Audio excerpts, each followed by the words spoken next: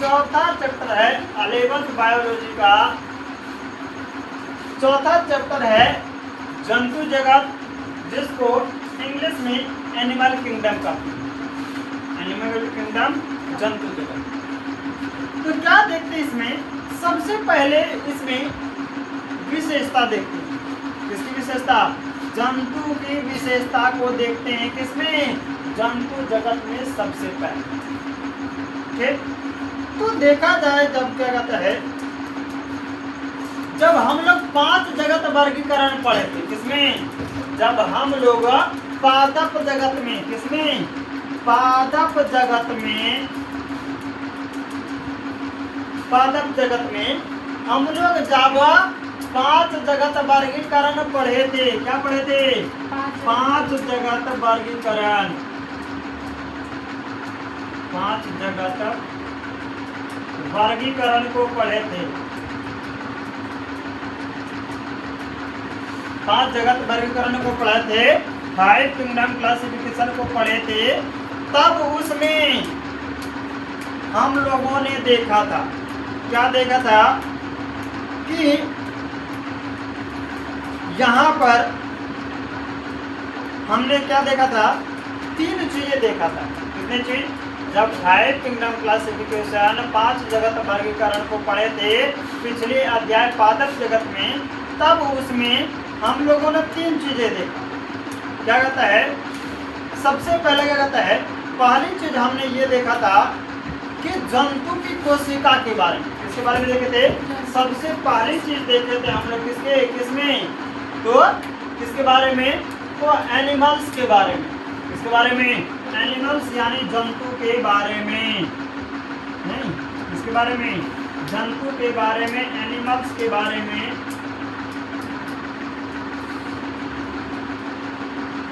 Animals के बारे में हमने 5 जगत वर्गीकरण में 3 चीजें देखा, जिसमें सबसे पहले देखे थे कि जंतु की, इसमें देखे थे कि जंतु की कोशिका के बारे में। किसकी कोशिका?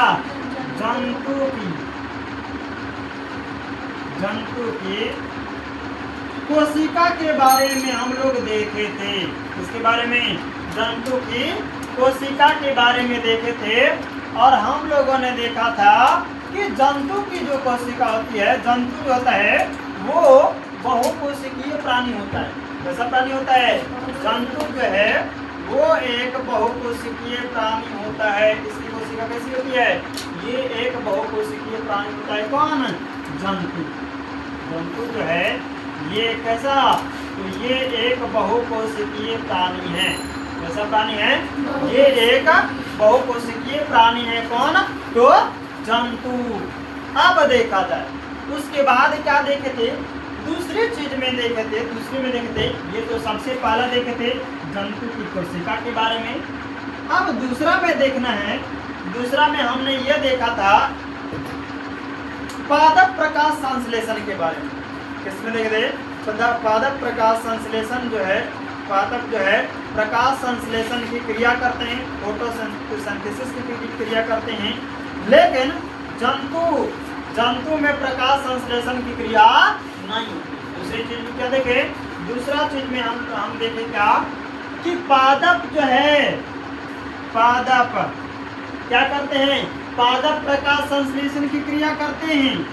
क्या करते हैं? पादप प्रकाश संश्लेषण की क्रिया, पादप जो है प्रकाश संश्लेषण की क्रिया करते हैं। क्रिया क्या करते हैं? क्रिया करते हैं। लेकिन जो जंतु होते हैं, जो एनिमल्स होते हैं, जो क्या होते हैं? एनिमल्स, जो जंतु होते हैं, ये क्या करते हैं? ये प्रकाश संश्लेषण की क्रिया नहीं करते। प्रकाश संश्लेषण की क्रिया ये नहीं करते हैं। कौन? तो ये जंतु नहीं। क्या करते हैं? क्या देखे कि पादप जगत जो है वो प्रकाश संश्लेषण की क्रिया करते हैं, लेकिन जंतु जगत प्रकाश संश्लेषण की क्रिया नहीं करते हैं। दूसरी चीज हमने ये देखा था किसमें? पादप जगत के 5 किंगडम क्लासिफिकेशन। उसके बाद तीसरा में क्या करता है? तीसरी चीज हमने उसमें क्या देखा था? तीसरी चीज हमने उसमें देखा था कि पौधा जो है भोजन के लिए दूसरे पर पौधा भोजन के लिए दूसरे पर निर्भर नहीं रहते।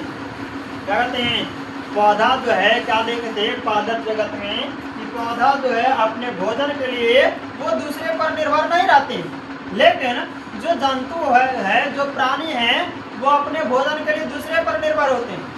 किस पर? दूसरे पर निर्भर होते हैं। कौन? तो जंतु जगत के प्राणी कहते हैं। तो तीसरे चीज में हमने ये देखा था कि पादप जो है, पादप अपने भोजन के लिए, पादप अपने भोजन के लिए दूसरे पर निर्भर नहीं होते हैं, दूसरे पर निर्भर नहीं होते हैं, निर्भर नहीं होते हैं, जबकि जंतु जगत के जितने भी प्राणी हैं, जंतु जगत वो दूसरे पर निर्भर होते हैं। जबकि कहते हैं, जबकि जंतु अपने भोजन के लिए, जंतु अपने भोजन के लिए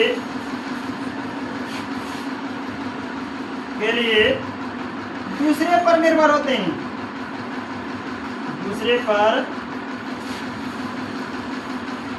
निर्भर रहते हैं। नहीं, क्या रहते हैं? जंतु जो है, जंतु जगत जो है क्या है, वो दूसरे पर निर्भर होते हैं। किसमें? तो फाइट जगत वर्गीकरण में हमने देखा। अब देखा जाए, कहता है कि जैसे, कहता है कि जैसे यहाँ एक क्या है, अब देखा जाए जैसे में हमारे पास क्या है, हमारे पास जो क्या है, अब ये भोजन कैसे क्या करता कैसे है, तो ये अपने भोजन के लिए निर्भर पौधे पर रहता है। जो भी क्या करते हैं, जो भी जंतु जगत के प्राणी हैं, कौन? जंतु जगत के प्राणी, जो भी जंतु हैं, नहीं, ये जंतु, ये एनिमल्स, ये जंतु क्या करते हैं, ये जंतु अपने भोजन के लिए दूसरे पर निर्भर, यानी पादप पर, पौधे पर निर्भर होते हैं। किस पर निर्भर होते हैं? ये जंतु अपने भोजन के लिए पेड़ पौधों पर निर्भर होते हैं। किस पर? तो पेड़ पौधे पर, पेड़ पौधा पर क्या करते हैं? निर्भर होते हैं। कौन? जंतु जगत के जितने भी प्राणी हैं वो सभी किस पर निर्भर होते हैं? पेड़ पौधा पर निर्भर होते हैं। अब देखा जाए क्या कहता है, अब जंतु जगत निर्भर देखा जाए किस प्रकार से है, क्या देखते हैं, ये जंतु एनिमल्स,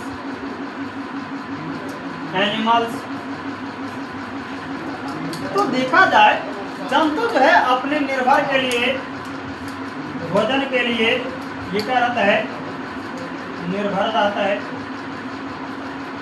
नहीं, निर्भर रहता है, डिपेंड्स रहता है।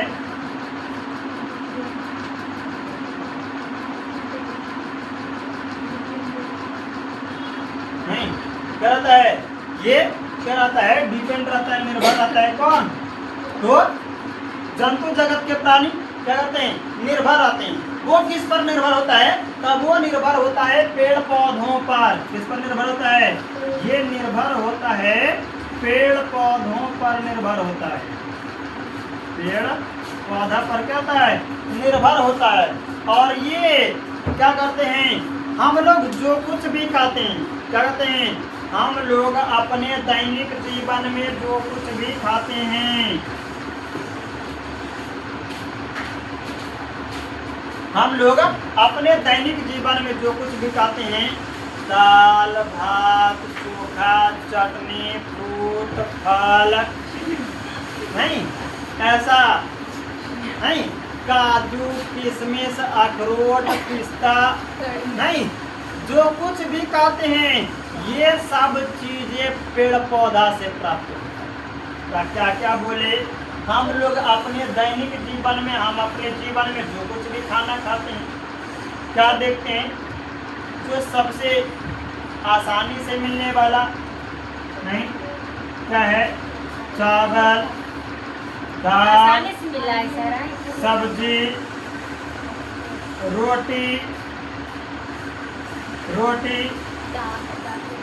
फल। उसके बाद सूखा फल में देखा जाए पिस्ता,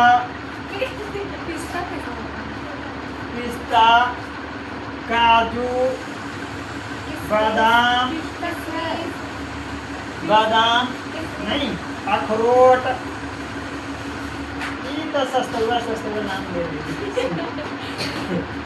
महंगा वाला खाते हैं तो क्या करें? पेड़ से ना मतलब चल लगा जाए नहीं। तो हम लोग अपने दैनिक जीवन में जो कुछ भी खाते हैं, क्या, चावल, दाल, सब्जी, रोटी, फल, नहीं, सूखा फल में पिस्ता, काजू, बादाम, अखरोट, ये सब हम लोग जो कुछ भी खाते हैं, ये सब के सब किससे प्राप्त होता है? सुनो नहीं, तब देखा जाए ये सभी चीजें हमको कहाँ से प्राप्त होता है? तो ये सब चीज प्राप्त होता है हम लोगों को पेड़ पौधा से। किससे प्राप्त होता है? पेड़ पौधा से प्राप्त होता है। चुप रहो, बन गया नहीं। तब पेड़ पौधा क्या है? हम लोग क्या है, जितने भी जीव जंतु हैं वो अपने भोजन के लिए किस पर? पेड़ पौधा पर निर्भर होते हैं। जैसे हम लोग क्या है, अपने दैनिक जीवन में जो कुछ भी भोजन करते हैं, क्या, चावल, दाल, सब्जी, रोटी, फल, फल में बहुत सारी चीजें, पिस्ता, काजू, बादाम, अखरोट, अपने दैनिक जीवन में जो कुछ भी खाते हैं वो सारे के सारे क्या होते हैं? पेड़ पौधा से प्राप्त। कहाँ से प्राप्त होते हैं? पेड़ पौधा से हम लोगों को मिलता है। क्या हम लोगों को मिलता है? किसे? पेड़ पौधे से। और क्या कहते हैं? और जो जंतु क्या खाने वाले थे? जो जंतु इस भोजन को नहीं करते वो क्या कहते हैं? और इन सभी भोजन को करने वाले को क्या कहते हैं? शाकाहारी जीव कहते हैं। इसको करने वाले जीव को क्या कहते हैं? शाकाहारी कहते हैं। क्या कहते हैं? शाकाहारी जीव कहते हैं। क्या कहते हैं? शाकाहारी जीव कहते हैं। जो क्या, जो पेड़ पौधे से प्राप्त चीजों को खाता है, प्राप्त फलों को खाता है, उसको कहते हैं शाकाहारी जीव। क्या कहते हैं? उसको शाकाहारी जीव कहते हैं। नहीं, और ये सब के सब प्राप्त होता है हम लोगों को प्लांट से, पौधा से, पेड़ पौधा से प्राप्त होता है। अब देखा जाए क्या होता है, और जो लोग क्या होते हैं, जो जंतु क्या होते हैं, जो जंतु दूसरे जंतु पर निर्भर होते हैं। किस पर निर्भर होते हैं? जो जंतु दूसरे जंतु पर क्या होते हैं? निर्भर होते हैं। नहीं, दूसरे जंतु पर क्या होते हैं? निर्भर होते हैं। कहने का मतलब कि वैसा जंतु जो शाकाहारी चीजों को नहीं खाता, जो फल को नहीं खाता, जो सब्जी को नहीं खाता, नहीं, ये सब भोजन नहीं करता है, वो क्या करता है? वो दूसरे जंतु को, दूसरे जीवों के मांस को खाता है। क्या करता है? दूसरे जीव के मांस को क्या करता है? खाता है। क्या करता है? दूसरे जीव पर निर्भर रहता है, दूसरे जीवों को मार करके खाता है। और ऐसे जीव दूसरे जीव पर निर्भर होते हैं जिसको बोलते हैं मांसाहारी जीव। क्या बोलते हैं? मांस खाने वाले जीवों को बोलते हैं क्या? मांसाहारी जीव बोलते हैं। क्या बोलते हैं? मांसाहारी जीव बोलते हैं। क्या बोलते हैं? मांसाहारी जीव। ठीक। अब देखा जाए क्या कहता है, तो हम लोग क्या है, अभी तक क्या देखे, क्या कहता है कि अभी तक 10 लाख, कितना? अभी तक 10 लाख से अधिक, 10 लाख से भी अधिक, यानी 1 मिलियन। 10 लाख में कितना मिलियन? 1 मिलियन। तो हम लोगों ने अभी तक 10 लाख प्राणी के जातियों का वर्णन हो चुका है। अब तक कितना? अब तक जो है कितना? तो अब तक अब तक लगभग 10 लाख, कितना, लगभग 10 लाख, कहने का मतलब क्या, 1 मिलियन, नहीं, लगभग 10 लाख यानी 1 मिलियन का है, 1 मिलियन जीवों का वर्णन हो चुका है, जिसके कारण हम लोगों को पढ़ने में, अध्ययन करने में क्या होती है, आसानी होती है, नहीं, क्या होती है, आसानी होती है। जैसे देखा जाए, सबसे बेचारा एकदम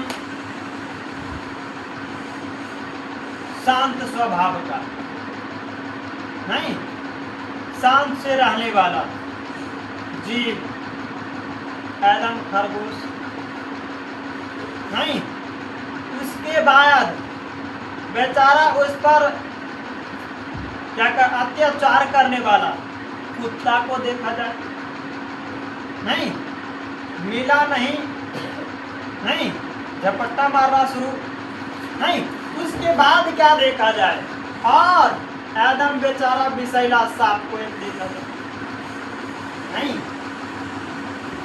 एक बार में आदमी को जान ले लेता है, नहीं, इन सबको देखने के बाद, नहीं, क्या करते हैं, इन सभी के बारे में वर्णन होने के बाद क्या करते हैं, हम लोगों को पढ़ने में, हम लोगों को अध्ययन करने में बड़ा ही आसानी होता है। जब इन सभी जीवों के बारे में जानकारी, इन सभी जीवों का वर्णन हो चुका है, तब हम लोग क्या है, पढ़ने में, अध्ययन करने में क्या होती है, आसानी होती है, और हम लोग आसानी से अध्ययन कर लेते हैं, पढ़ लेते हैं।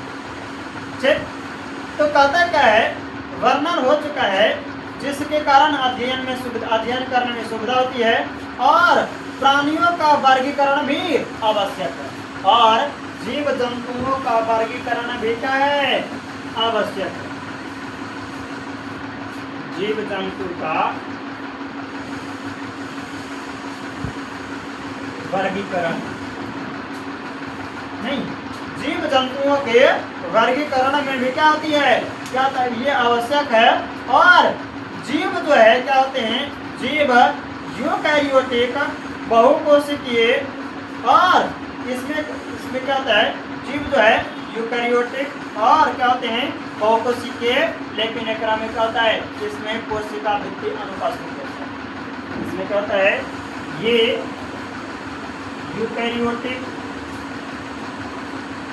यूकैरियोटिक,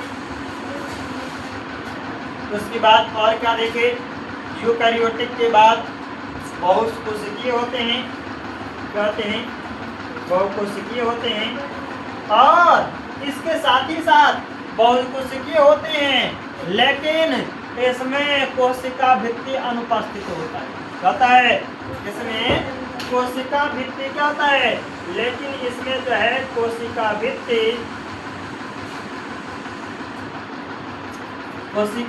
जो है वो क्या होता है, ये अनुपस्थित होता है, क्या होता है, ये कोशिका भित्ति जीव जंतुओं में अनुपस्थित होता है, क्या होता है, अनुपस्थित होता है। और ये क्या है, कोशिका भित्ति केवल पेड़ पौधों, पादपों में देखने को मिलता है, क्या, कोशिका भित्ति, जिसके कारण वो उसको क्या है, एक कठोर संरचना, एक कठोर बनाने में मदद करता है, कौन, कोशिका भित्ति, इसको, पेड़ पौधों।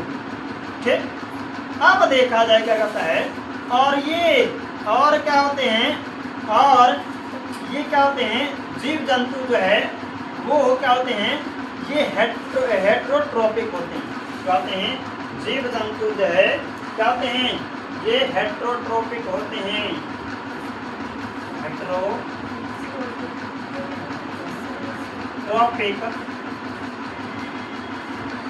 जीव जंतु जो है क्या होते हैं, हेट्रोट्रोपिक होते हैं, कौन, जीव जंतु।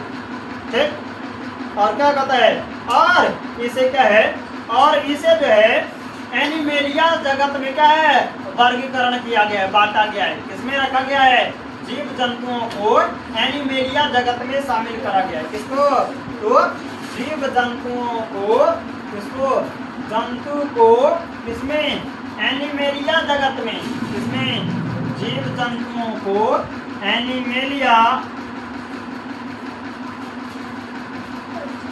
एनिमेलिया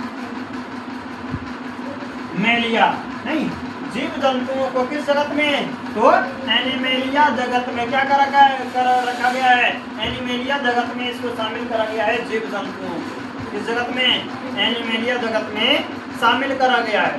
और क्या कहता है, वर्गीकरण का जो आधार है, किसका आधार, वर्गीकरण का आधार, नहीं, किसका आधार, वर्गीकरण का आधार जब हम देखते हैं, किसका देखते हैं, वर्गीकरण का आधार, जब हम लोग क्या देखते हैं, वर्गीकरण का आधार देखते हैं, तब क्या कहता है, तब प्राणियों में, किसमें, तब प्राणियों में शारीरिक बनावट और उसके आकार में विभिन्नता, उसकी जो शारीरिक संरचना है, बनावट है, नहीं, किसी का चोंच है, किसी का चोंच नहीं है, नहीं, किसी का चोंच लंबा है, किसी का पूंछ है, किसी का पूंछ नहीं है, कोई उड़ता है, कोई जमीन पर चलता है, कोई पानी में रहता है, कोई स्थल पर रहता है, कोई जल और स्थल दोनों पर रहता है, नहीं, तो क्या कहता है, कहता है प्राणियों में शारीरिक बनावट और आकार में विभिन्नता होते हुए भी, नहीं, कहता है प्राणी जो है, जो जीव जगत होते हैं, जंतु जगत के होते हैं, वो क्या होता है, उसकी शारीरिक बनावट और आकार में विभिन्नता होते हुए भी, कहता है आकार में विभिन्नता होते हुए भी समस्याएं, जैसे कोशिका व्यवस्था, शारीरिक संरचना, इसके पाचन तंत्र, परिसंचरण तंत्र एवं जनन तंत्र में क्या होती है, समानता पाई जाती है, क्या पाया जाता है, समानता पाई जाती है, नहीं, और इन्हीं विशेषताओं के कारण क्या है, वर्गीकरण का आधार बनाया गया। क्या देखे, तब वर्गीकरण में क्या देखे कि क्या कहता है, कहता जो भी जीव जंतु हैं, क्या हैं, जो भी जंतु जगत है, जंतु जगत के प्राणी हैं, उनमें शारीरिक बनावट, क्या बनावट, तो इसमें शारीरिक बनावट, शारीरिक बनावट, उसके बाद क्या देखा जाए, एवं इसके आकार, एवं आकार, एवं जंतुओं का आकार में भिन्नता होते हुए भी, विभिन्नता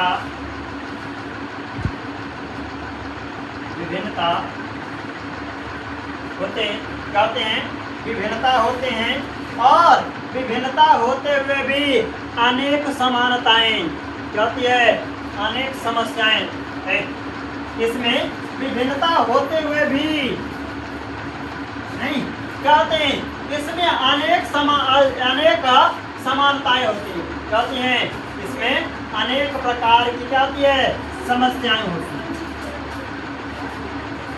समस्याएं होती है, नहीं, जैसे में देखा जाए इसकी कोशिका, जीव जंतुओं की कोशिका, समस्याएं हैं, जैसे इसकी कोशिका के बारे में, जीव जंतुओं के कोशिका और इसकी शारीरिक संरचना, कोशिका व्यवस्था,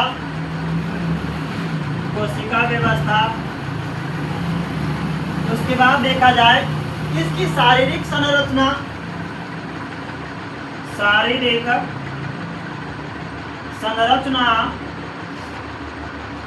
इसकी शारीरिक संरचना, उसके बाद इसके पाचन तंत्र और परिसंचरण तंत्र, पाचन तंत्र और उसके बाद परिसंचरण तंत्र,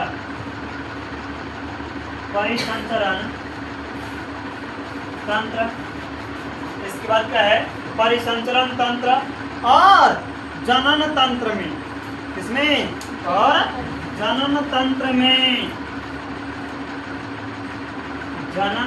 में क्या होती है, समानताएं देखने को मिलती है, क्या देखने को मिलता है, जनन तंत्र में समानता देखने को मिलता है, नहीं, क्या देखने को मिलता है, समानताएं देखने को मिलता है, और इन्हीं विशेषता के कारण क्या है, जीवों का वर्गीकरण इन्हीं विशेषताओं के कारण वर्गीकरण का आधार बनाया गया है। समानता के कारण जीवों का वर्गीकरण का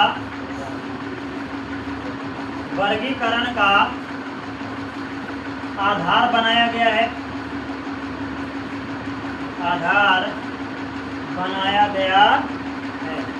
तब क्या देखे शारीरिक बनावट में कि जितने भी जंतु जगत के प्राणी हैं, नहीं क्या देखे इसकी शारीरिक बनावट और इसके आकार में विभिन्नता होते हुए भी, अलग अलग आकार में होते हुए भी, इसमें विभिन्नताएं होते हुए भी क्या देखते हैं, होते हुए भी इसमें समस्याएं हैं।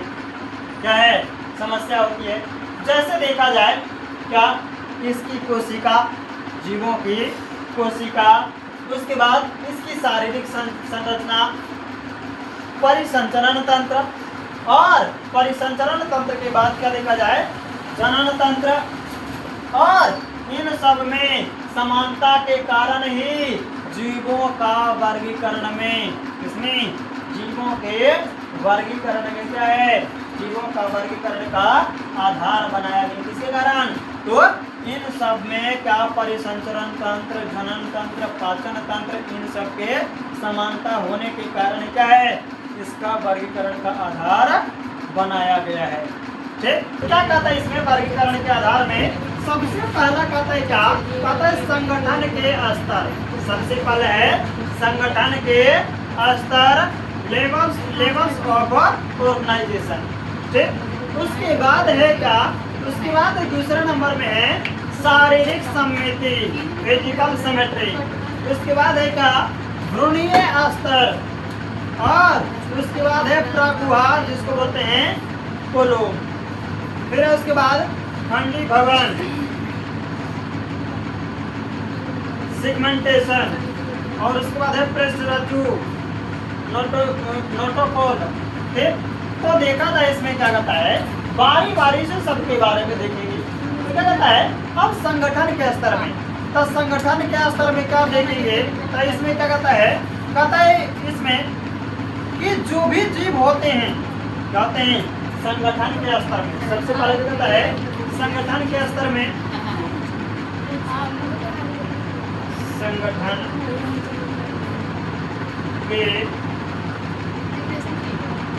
संगठन का स्तर में, तो देखा जाए इसमें क्या कहता है इसमें जो भी जीव हैं, नहीं जो भी जीव है उसका संगठन क्या है, जीवों का संगठन क्या है। क्या देखते हैं, जीव जो है, जीव कोशिकाओं से मिलकर के बनता है, और बहुत सारे कोशिका मिलकर के ऊतक, और बहुत सारे ऊतक मिलकर के अंग, और बहुत सारे अंग मिलकर के बनता है अंग तंत्र। क्या बनता है? अंग तंत्र। और अंग तंत्र के बाद बनता है शरीर।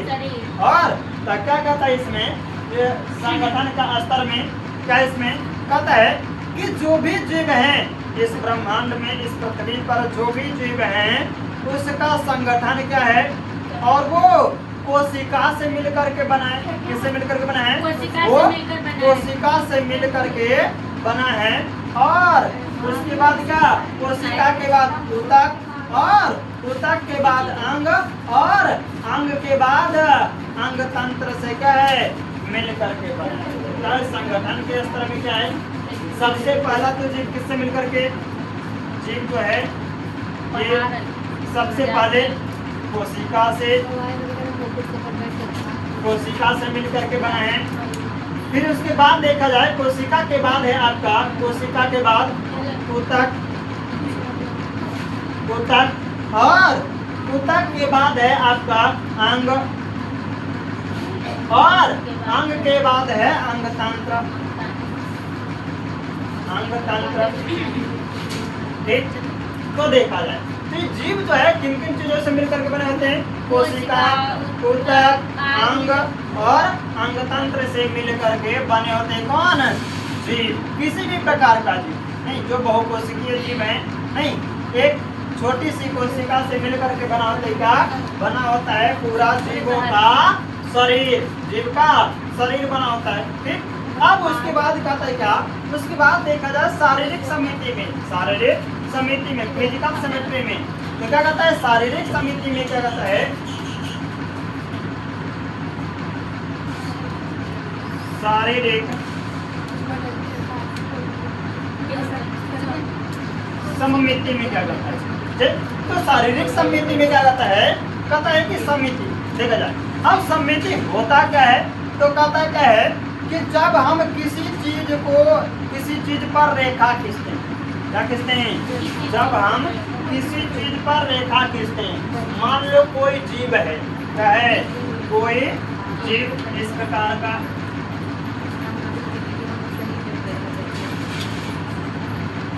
ये जीव क्या इस प्रकार का, और क्या है? इस पर कोई क्या खींचते हैं? इस पर कोई रेखा खींचते हैं, नहीं, तब रेखा खींचते तो क्या है? ये क्या बट जाता है? ये अलग अलग भागों में बट जाता है, जो अलग अलग भागों में क्या होता है? विभाजित तो हो जाता है। ठीक, ये मान लो भाग ए और इधर। अब मान लिया जाए एक इंसान को, इसको एक इंसान को,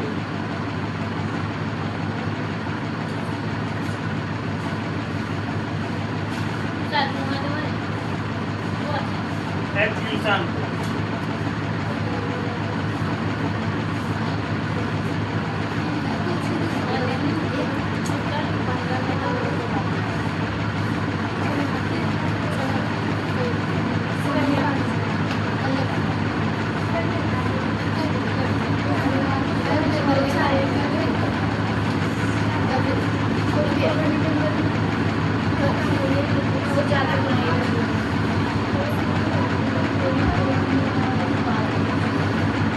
नहीं, एक इंसान है, मेरे सुनो, नहीं क्या कहता है?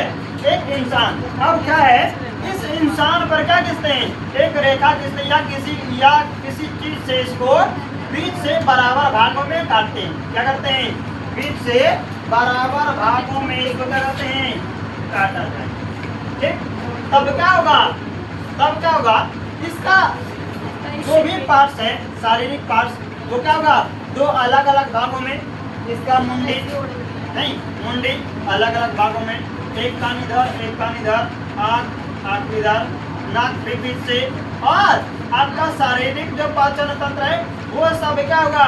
बीच से दो बराबर भागों में क्या हो जाएगा? बट जाएगा। नहीं, तब वही कहता है क्या कि जब हम कोई रेखा खींचते हैं, क्या करते हैं?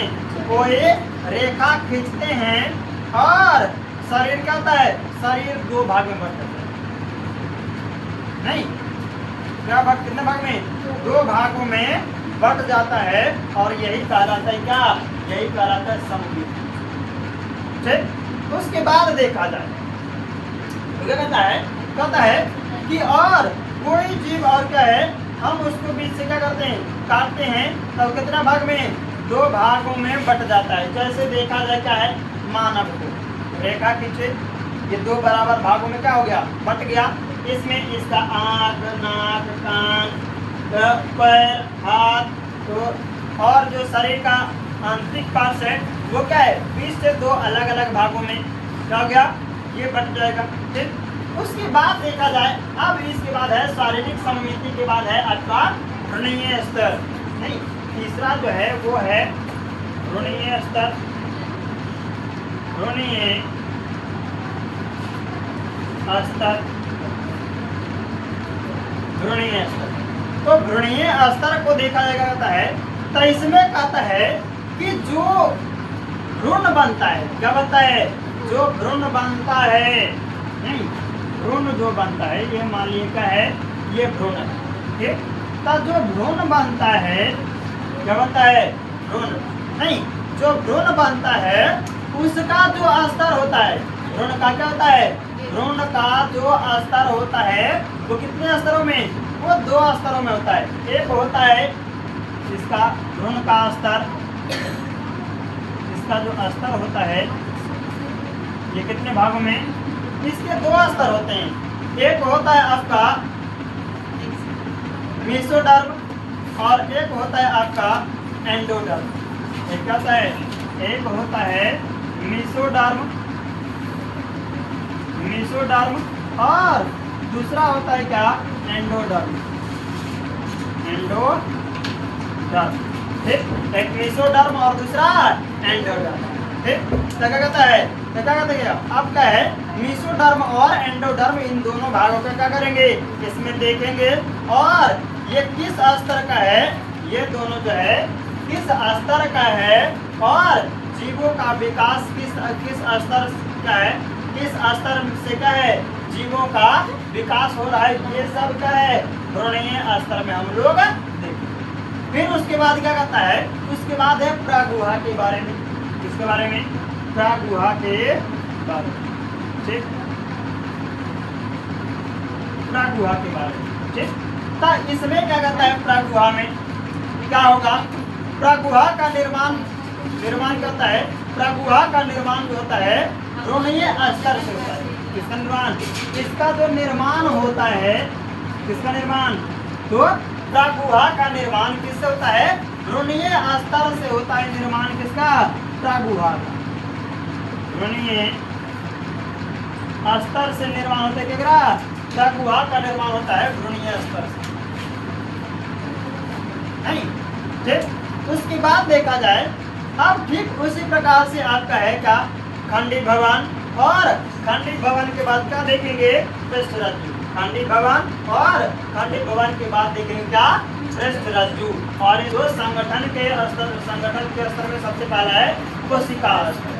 तो देखा जाए क्या कहता है कोशिका के बारे में, कोशिका जो है क्या कहता है, किसी भी जीवों का संरचनात्मक एवं क्रियात्मक इकाई, उसको संरचना प्रदान करने वाला और उसको कार्य करने वाला। ठीक, तो क्या है, ये जो कोशिका है, ये कोशिका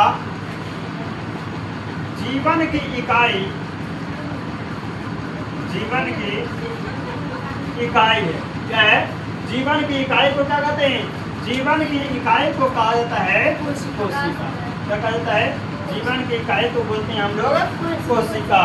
और कोशिका जो है क्या करता है, कोशिका से कोशिका विभाजन होकर के, कोशिका का होकर के विभाजन होकर के ऊतक का निर्माण करता है। कोशिका क्या है, कोशिका विभाजन करके किसका निर्माण करता है, तो ये कोशिका विभाजन करके, कोशिका विभाजन करके ऊतक का निर्माण करता है। किसका निर्माण करता है, ऊतक का निर्माण करता है, जिसको बोलते हैं टिश्यू। टिश्यू, ऊतक का निर्माण करता है कौन, कोशिका विभाजन करके ऊतक का निर्माण करता है।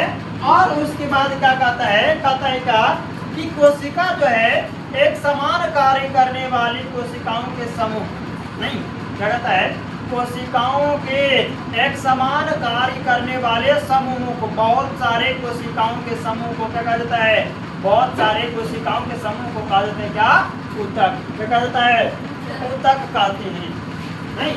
ठीक, तो देखा जाए तो क्या है, अब हम लोग इसमें लिखेंगे क्या, ऊतक, ऊतक के बारे में, टिश्यू, टिश्यू के बारे में। तो इसमें हम लोग क्या लिखेंगे, लिखना इसमें लिखेंगे हम लोग क्या, कि एक समान कार्य करने वाली कोशिकाओं के, एक समान कार्य करने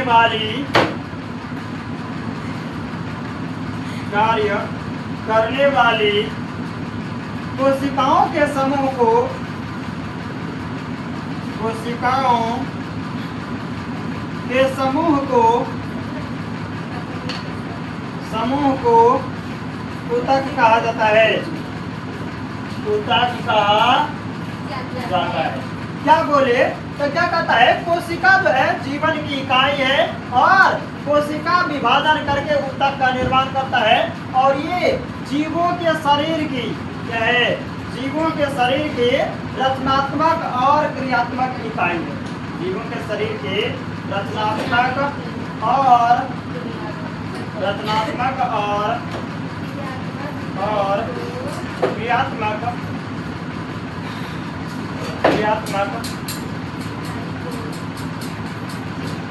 क्रियात्मक इकाई है। इकाई कौन होता है? तो कोशिका होता है।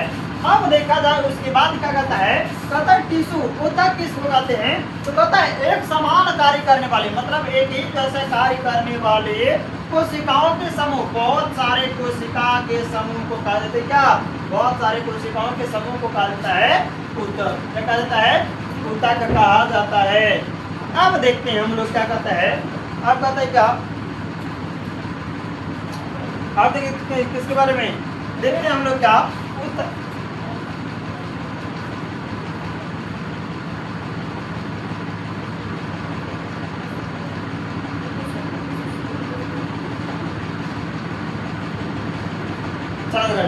तो क्या कहता है? कोशिका के स्तर में कोशिका जो है क्या? जीवन की सबसे छोटी इकाई है और कोशिका जीवों के शरीर की रचनात्मक और क्रियात्मक इकाई को कोशिका कहते हैं। और कोशिका विभाजन के द्वारा, कोशिका क्या है? विभाजित हो करके किसका निर्माण करता है? तो ये ऊतक का निर्माण करता है, टिश्यू का निर्माण करता है। ये हो गया।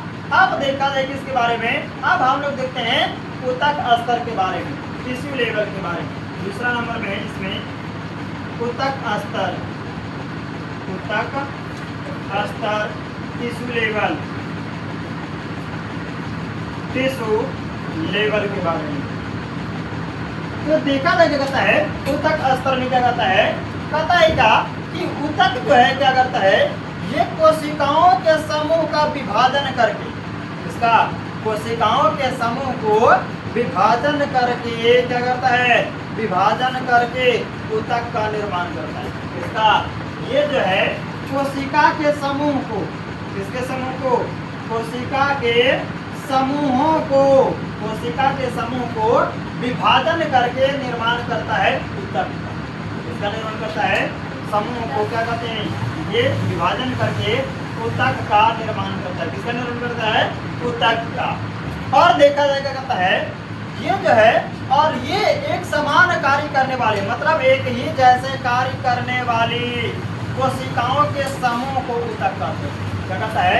एक जैसे कार्य करने वाले कोशिकाओं के समूह को क्या कहते हैं? ऊतक कहते हैं। तो इसमें हम लोग लिखेंगे क्या? ऊतक में लिखेंगे एक समान कार्य करने वाले, एक समान कार्य करने वाले कोशिकाओं के समूह को ऊतक कहते हैं। ऊतक कहते हैं। क्या कहते हैं? ऊतक कहते हैं। अब देखा जाए क्या कहता है? ये जो क्या है? ऊतक क्या है? उच्च स्तर के संगठन, उच्च स्तर का संगठन जो क्या है? उच्च स्तरीय संगठन जो क्या है? प्लेटी हेलमिंथेज। क्या है? प्लेटी हेलमिंथेज। प्लेटी हेलमिंथेज।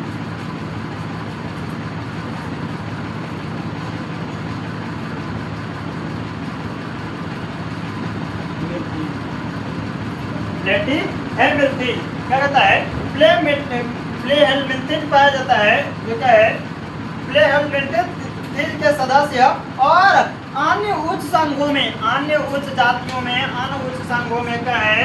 पाया जाता है, जिसमें ऊतक संगठित होकर के, बहुत सारे ऊतक एक साथ होकर के, ऊतक संगठित होकर के ये अंग का निर्माण करता है। किसका? बहुत सारे ऊतक एक साथ मिल करके किसका निर्माण करते हैं? तो अंग का निर्माण करते हैं। नहीं, ऊतकों के समूह को बहुत सारे ऊतक मिल करके, ऊतक मिल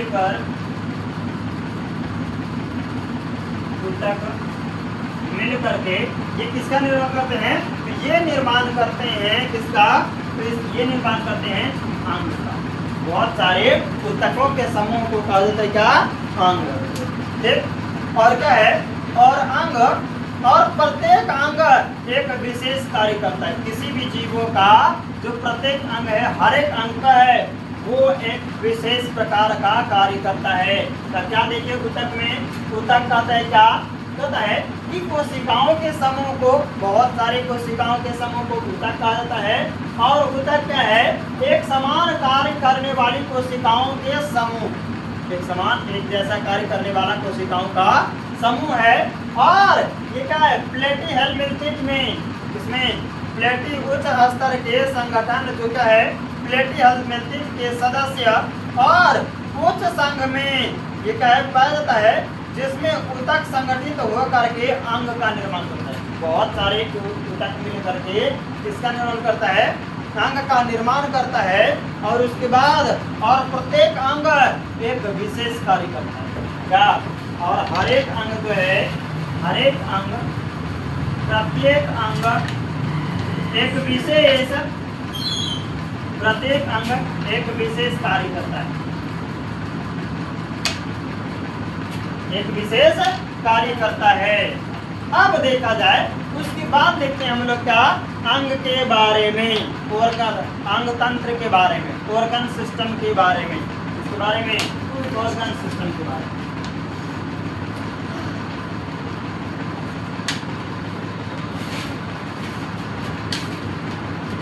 अब हम लोग देखते हैं किसके बारे में, आगे है तीसरा में वो अंग, अंग जिसको बोलते हैं ऑर्गन,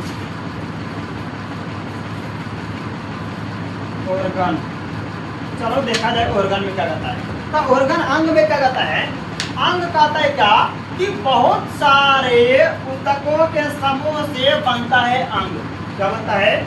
बहुत सारे ऊतक एक साथ मिल करके, क्या मिल करके? ऊतक क्या है? बहुत सारे ऊतकों के समूह से, ऊतक के समूह से बनता है क्या? अंग बनता है। क्या बनता है? बहुत सारे ऊतकों के समूह से बनता है अंग, अंग। और उसके बाद बहुत सारे अंग एक साथ संगठित हो करके क्या करते हैं?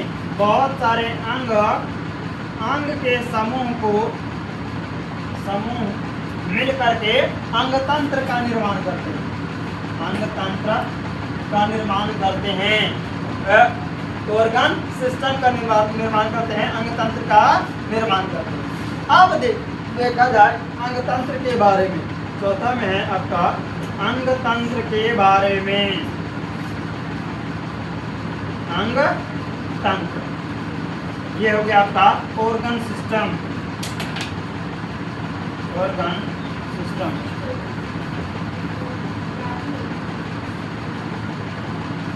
ऑर्गन सिस्टम चलो देखा जाए तो क्या कहता है ऑर्गन सिस्टम में? क्या कहता है कि प्राणियों के अंग से अंग, प्राणी का जो अंग है वो अंग मिल करके, बहुत सारे अंग एक साथ मिल करके, बहुत सारे अंग एक साथ मिल करके अंग तंत्र का निर्माण करते हैं। क्या मिल करके? बहुत सारे अंग, अंग मिलकर, बहुत सारे अंग एक साथ मिल करके अंग तंत्र का निर्माण करते हैं। किसका निर्माण करते हैं? तो अंग तंत्र का निर्माण करते हैं। बहुत सारे अंग एक साथ मिल करके अंग तंत्र का निर्माण करते हैं और अंग तंत्र के रूप में निर्माण होते हैं। और हर एक अंग एक विशेष कार्य करता है। प्रत्येक अंग का क्या है? हर एक अंग जो है वो क्या करता है? वो एक विशेष कार्य करता है। और इस तरह से, और इस तरह की संरचना को ही अंग तंत्र का संगठन कहा जाता है। क्या कहा जाता है? अंग तंत्र का संगठन कहा जाता है। जैसे कि देखा जाए उदाहरण के तौर पर अंग तंत्र में क्या है? पाचन तंत्र उदाहरण के तौर पर है। उदाहरण में देखा जाए पाचन तंत्र, पाचन तंत्र, उसके बाद है श्वसन तंत्र, श्वसन तंत्र, उसके बाद है आपका उत्सर्जन तंत्र, उत्सर्जन तंत्र, और उत्सर्जन तंत्र के बाद आपका परिसंचरण तंत्र, परिसंचरण तंत्र, परिसंचरण तंत्र। तो क्या देखें अंग तंत्र में? मतलब बहुत सारे अंग मिल करके अंग तंत्र का निर्माण करता है। और क्या है? बहुत सारे अंग मिल करके अंग तंत्र का निर्माण करता है। और हर एक अंग जो है वो एक विशेष प्रकार का कार्य करता है। हर एक अंग एक विशेष कार्य करता है और इस तरह की संरचना को ही कहा जाता है क्या? अंगतंत्र। कहा जाता है अंगतंत्र कहा जाता है। जैसे में क्या है, जैसे में आपका पाचन तंत्र, श्वसन तंत्र, उत्सर्जन तंत्र और परिसंचरण तंत्र। तो क्या क्या देखे अब तक में कि बहुत सारे कोशिका मिल करके ऊतक का निर्माण करते हैं और बहुत सारे ऊतक मिल करके अंग का निर्माण करते हैं और अंग के बाद अंगतंत्र का निर्माण करते हैं। इसका अंगतंत्र का ऑर्गन सिस्टम का निर्माण करते हैं और बहुत सारे अंगतंत्र एक साथ हो करके क्या बनाते हैं? ये बनाता है जीवों का शरीर। इसका जीवों का शरीर बनाता है। नहीं, एक जीता जागता सजीव जो चलने फिरने, भोजन करने, पाचन करने, उत्सर्जन करने, हर चीज में क्या होता है? सहायक होता है। ठीक, अब देखा जाए क्या कहता है। अब देखते हैं सबसे पहला इसमें पाचन तंत्र के बारे में।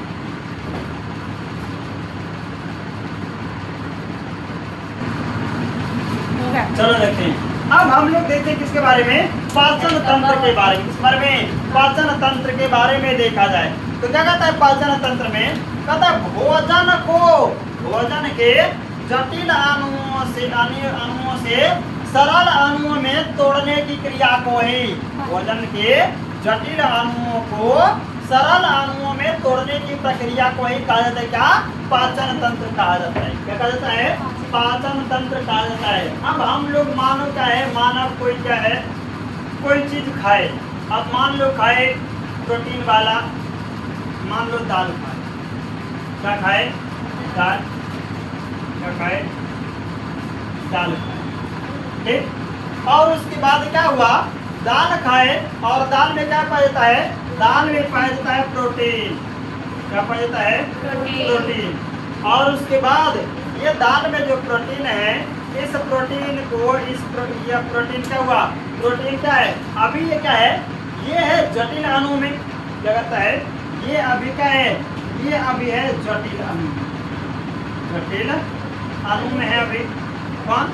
दाल। ठीक, और उसके बाद क्या है? दाल जो है अभी जटिल अणु में है और इसमें क्या है? प्रोटीन है। और ये क्या है?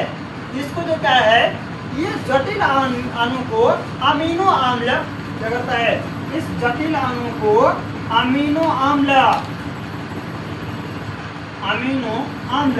क्या करता है?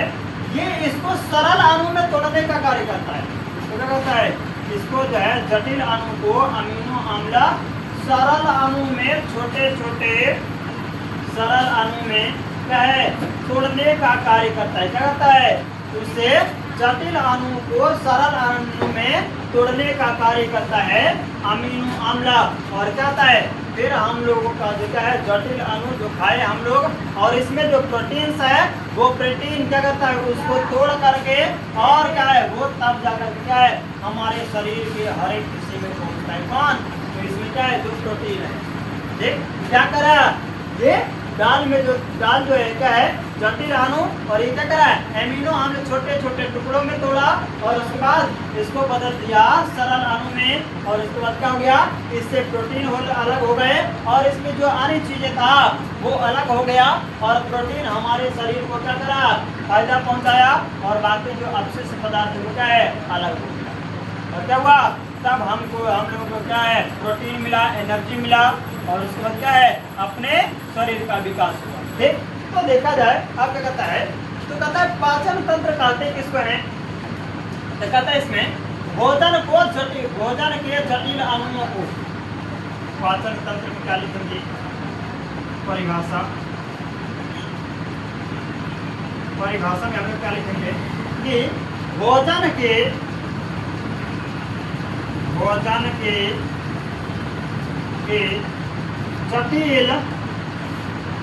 जटिल अणुओं को, भोजन के जटिल अणुओं को सरल अणु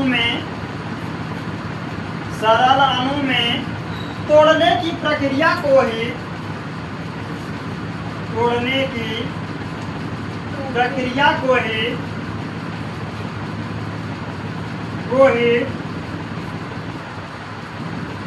पाचन तंत्र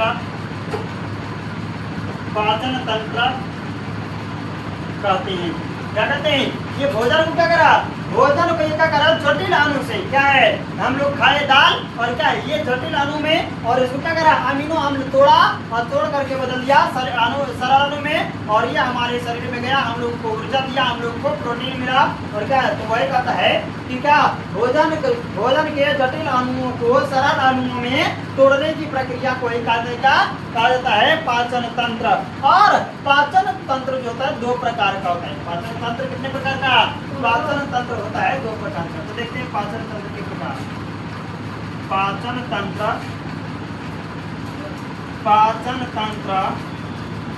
के प्रकार। तो पाचन तंत्र जो होता है ये दो प्रकार का होता है। कितने प्रकार का होता है? पाचन तंत्र जो है ये दो प्रकार का होता है। पहला है आपका पूर्ण पाचन तंत्र,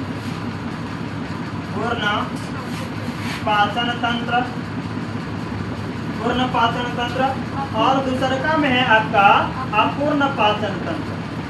पूर्ण पाचन तंत्र और अपूर्ण पाचन तंत्र।